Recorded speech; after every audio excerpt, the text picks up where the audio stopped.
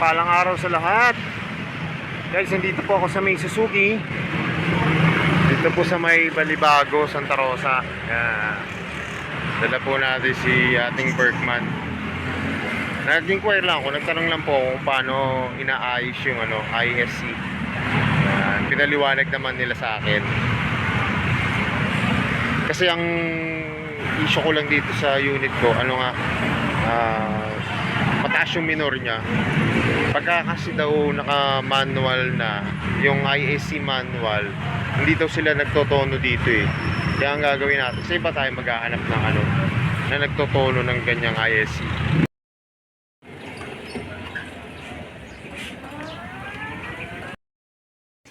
So yun guys, mapagpalang araw sa lahat. Ito na po yung unit natin. Kanina guys, dinala ko siya sa kasa. Yung talaga sa may Suzuki. Pina-check ko. Hindi naman mo kasi sira. Ang gusto ko lang i-inquire kung paano ibabalik yung pagiging stock niya. Kasi naka-ISC siya na manual. Tapos may nakausap ako doon, yung sa personnel, yung mekaniko doon, na matagal na rin siya mekaniko doon. Ang gagawin ho pala dyan, hindi lang ho pala papalitan yung kanyang spring. Kasi meron yung spring sa ISC. Ang gagawin po pala, papalitan yung spring, tapos may papalitan pang lagayan dun sa loob. Yan. Kaya, tinanong ko kung magkano na rin yung presyo. Sabi niya sa akin, nasa around 3,100 daw po yun, tapos i-order pa yun. Yung 3,100 po yung gano'n. Pero gagawin ko, magche-check muna ako sa mga online shops kung magkano mabibili yung gano'n na pangpalit sa ISC. Yan, para maibalik sa stock. Kasi ang nagiging problema ko nga lang dito, sa umaga, siya, hard starting siya. Hindi naman siya hard starting, yung parang pag in-start mo siya, i-start na siya, pero kinakapos yung takbo niya. Tapos, ang nangyayari pa, kailangan mo siyang i-throttle. Ito guys. Kailangan mo siyang pigaan ng throttle para tumakbo. Ngayon kasi, napatakbo ko na siya. Yan. Tumakbo na rin ako ng mga nasa 8 o 9 kilometers. Kaya pagka in-start mo naman siya, okay naman na siya. Yan, ganyan, i-start natin siya. Ayan o. Bilis naman siya. Tsaka umaangat siya yung niya, mataas yung minor niya. Yan. Kita mo nagkaano agad. Kaya dito. Mataas na agad yung minor niya. Yun lang guys, yun lang muna kung papaayos sana yan. Yun nga yung si manual kung pwedeng ibalik. Sa kaya nagawa, yung dati kong video nagawa ko na yan. Kita nyo, nasa 90 agad, nasa 20 agad. Ang bilis agad ng takbo. Umuubos na agad ng gas yan. Yun guys.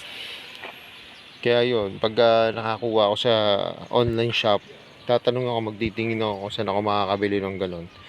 Para mapaano natin, mapapalitan natin, okay, mabalik natin sa stock yung ating Berkman.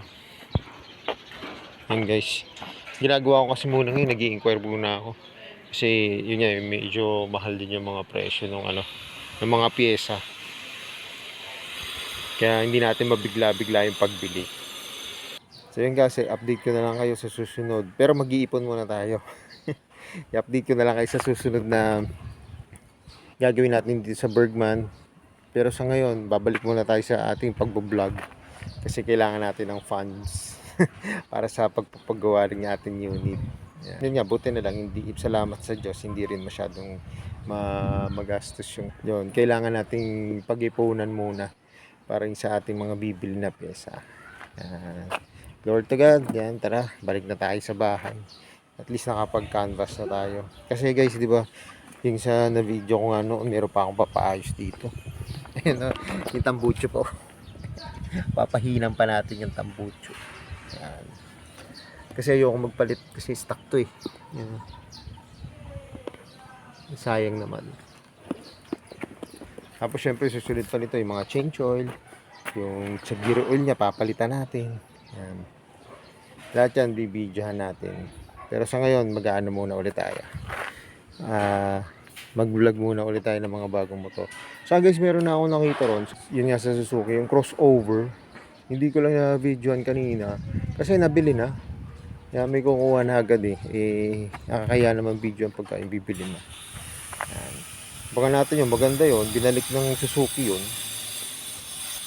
Ingat po tayo palagi, ride seat, saka God bless po sa atin, lalo na po ngayon, napakainit.